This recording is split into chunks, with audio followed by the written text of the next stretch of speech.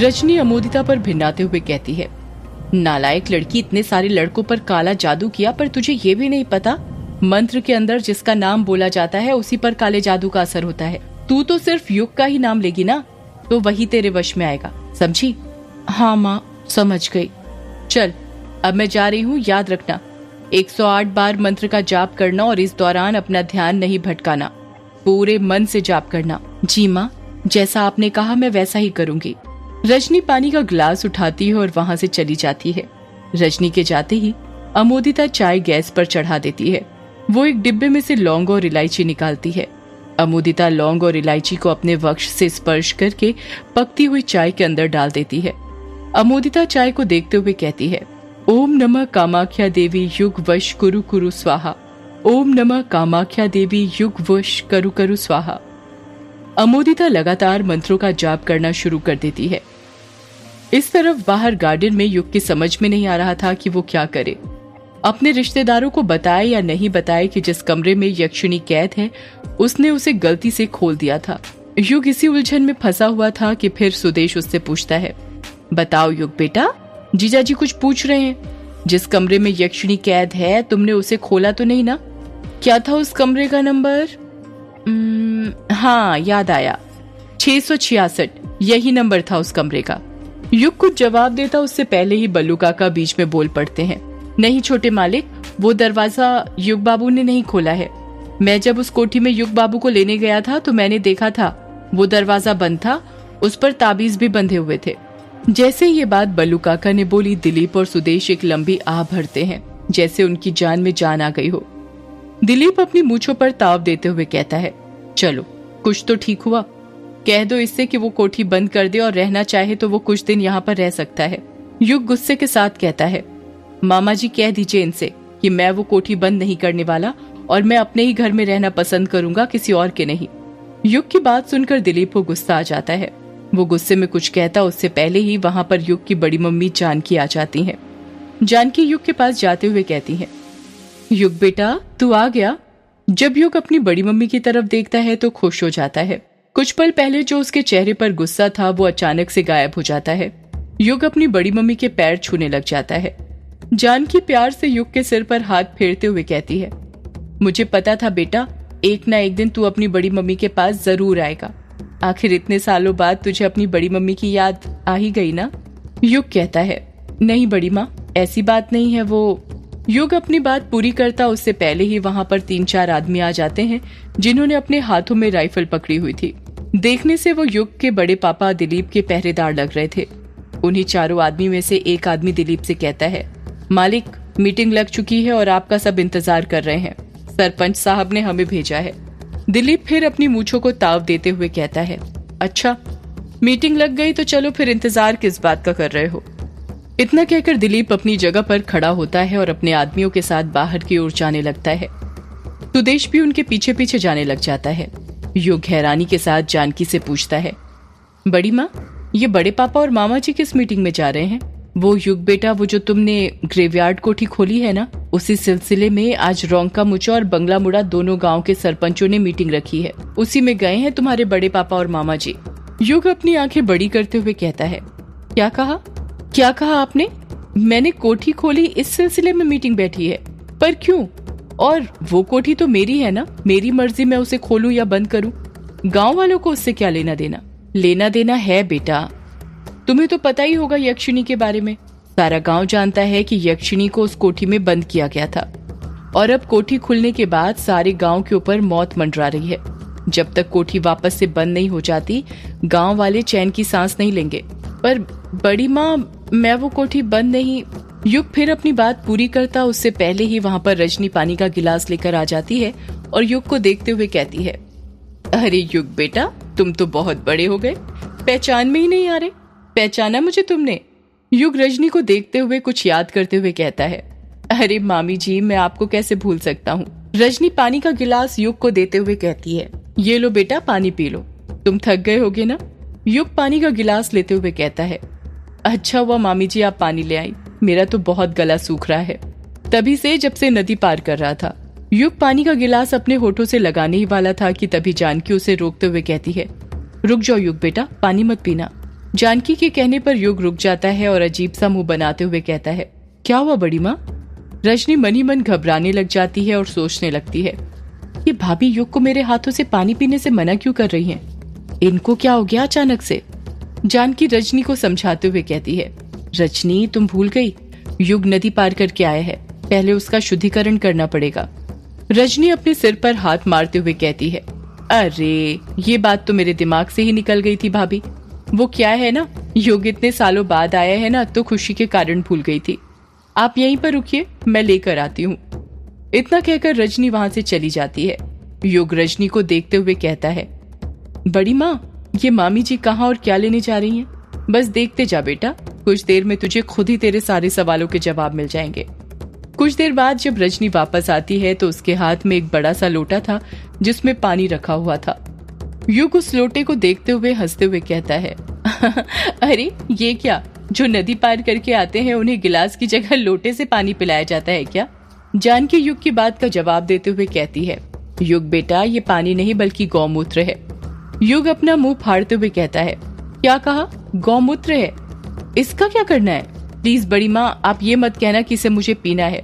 कहीं यहाँ पर ये रिवाज तो नहीं है ना कि जो लोग नदी पार करके आते हैं उन्हें गौमूत्र पिलाया जाता है? युग की बातें सुनकर जानकी और रजनी दोनों ठहाके मार मार कर हंसने लग जाती हैं। जानकी हंसते हुए ही कहती है, ये पीने के लिए नहीं है बेटा। तो फिर किस चीज के लिए है बड़ी माँ? जानकी युग की बात का कुछ जवाब नहीं देती और वो लोटा रजनी के हाथों से ले लेती है। जानकी उस लोटे के अंदर का गौमूत्र अपने हाथ में लेते हुए युग के ऊपर छिड़कने लग जाती है। युग जानकी को रोकते हुए कहता है, ये आप क्या कर रही हैं बड़ी माँ? प्लीज आप ऐसा मत कीजिए, इससे बहुत गंदी स्मेल आ रही है। जानकी गौमूत्र युग पर छिड़कते हुए कहती है, तुझे नहीं पता युग बेटा, पर यही रिवाज है। शास्त्रों के अनुसार बुरी शक्तियों के प्रभाव को खत्म करने के लिए गौमूत्र का प्रयोग किया जाता है। गौमूत्र बहुत ही पवित्र पदार्थ माना जाता है। शास्त्रों में लिखा गया है कि गाय में अनेक देवी एवं देवता निवास करते हैं और गौमूत्र में नकारात्मक प्रभाव को दूर करने की शक्ति निहित होती है। हमारे गांव के लोग तो हर दिन बुरी शक्तियों को अपने घर से दूर करने के लिए पूरे घर में गौमूत्र का छिड़काव करते हैं।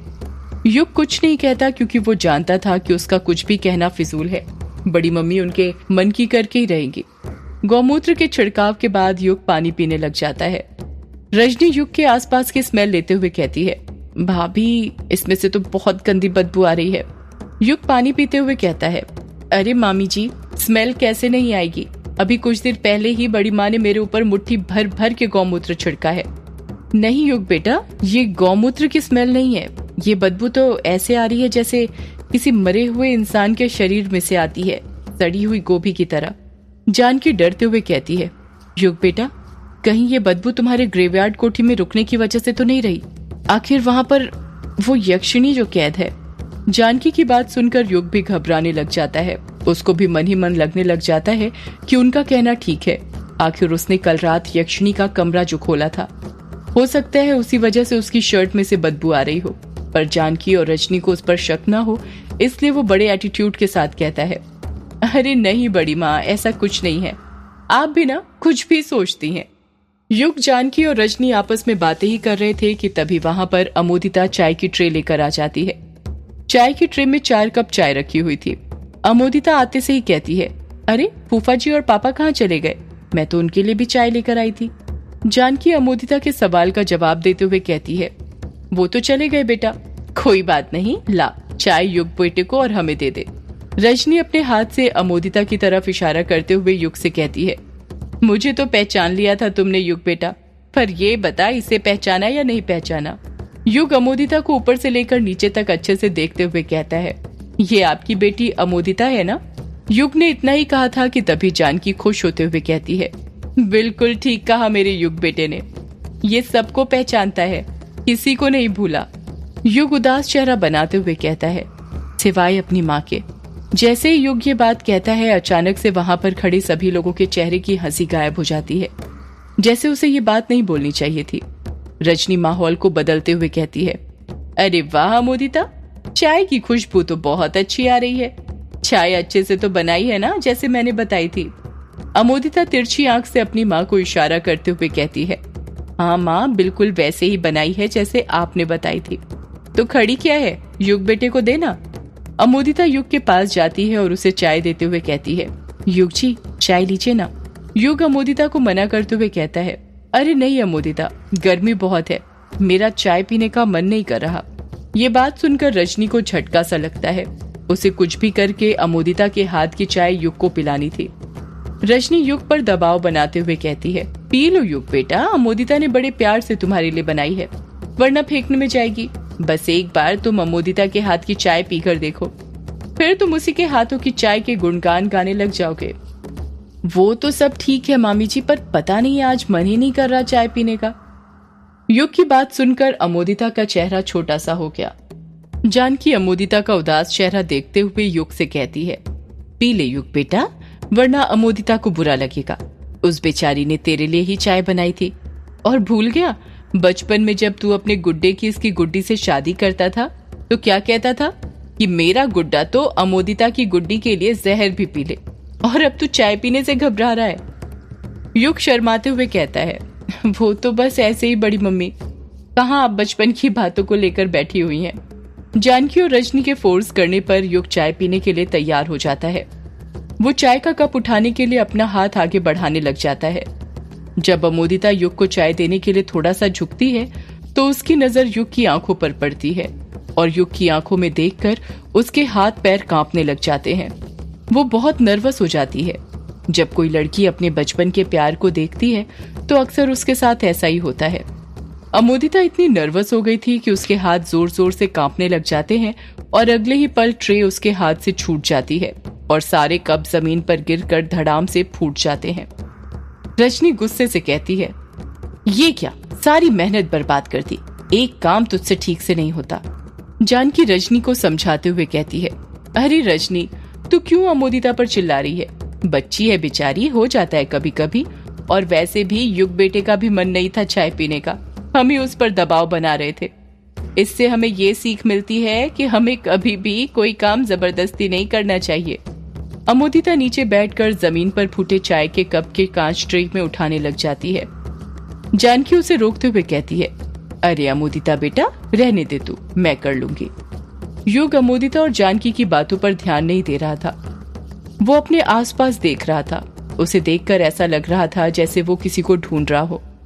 ये बात रजनी नोटिस कर लेती है और युग से पूछती है, क्या हुआ बेटा, कुछ ढूंढ रहे हो क्या? युग अपने आसपास देखते हुए कहता है, वो मामी जी, मैं सबसे मिल गया पर मुझे कहीं वंदना भाभी नहीं दिखी, वो कहाँ पर हैं? युग का सवाल सुनकर अचानक से रजनी के चेहरे के एक्सप्रेशन बदल जाते हैं। उसे देखकर ऐसा लग रहा था जैसे युग ने कोई ऐसा सवाल पूछ लिया था जो उसे नहीं पूछना चाहिए था। अमोदिता भी कांच के टुकड़े बिनते बिनते रुक गई थी। युग कहता है, क्या हुआ, आप सब मुझे ऐसे क्यों घूर रहे हैं? वंदना भाभी यहाँ पर नहीं है क्या? जानकी हिचकिचाते हुए कहती है ना युग बेटा, वंदना यहीं पर है, अपने कमरे में। मुझे उनसे मिलना था बड़ी माँ, उनसे भी तो मिले हुए कई साल हो गए हैं, और आप सबको तो पता ही है बचपन में भाभी मेरा कितना ख्याल रखती थी। हाँ वो तो है बेटा, पर जानकी अपनी बात पूरी करती उससे पहले ही युग कहता है, पर क्या बड़ी माँ, प्लीज बताइए ना भाभी का कमरा कहाँ है, मैं अभी उनसे मिलकर आता हूँ। जैसे ही अमोदिता ये बात सुनती है, अमोदिता के डर के कारण हाथ पैर कांपने लग जाते हैं। वो हिचकिचाते हुए कहती है, क्या कहा बुआ जी आपने, वंदना भाभी के कमरे में? जानकी कहती है, हाँ वंदना के, जा लेकर जा युग को। अमोदिता डरते हुए कहती है, नहीं नहीं, मैं नहीं जाने वाली उनके कमरे के पास भी। अरे जा ना, मैंने कहा ना।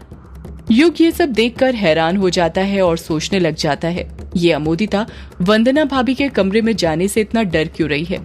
रजनी अमोदिता पर चिल्लाते हुए कहती है, नालायक लड़की, तेरे एक बार में समझ में नहीं आता क्या? भाभी कब से तुझे कुछ करने को बोल रही है और तू यहाँ बैठी हुई है? क्या यही संस्कार दिए मैंने तुझे, बड़ों की बात को ना मानना? रजनी के चिल्लाने पर अमोदिता अपनी जगह पर खड़ी हो जाती है और युग से कहती है, चलिए युग जी। अमोदिता और युग सीढ़ियां चढ़ते हुए वंदना के कमरे की तरफ जाने लगते हैं। जैसे जैसे अमोदिता वंदना के कमरे की तरफ अपने कदम बढ़ाती जा रही थी, उसके अंदर का खौफ बढ़ता जा रहा था। युग की तो समझ ही नहीं आ रहा था कि अमोदिता वंदना भाभी के कमरे में जाने से इतना घबरा क्यों रही थी। सदियों से है पुरानी, ये है यक्षिणी की कहानी। यक्षिणी एक आग है, यक्षिणी तेरा ख्वाब है।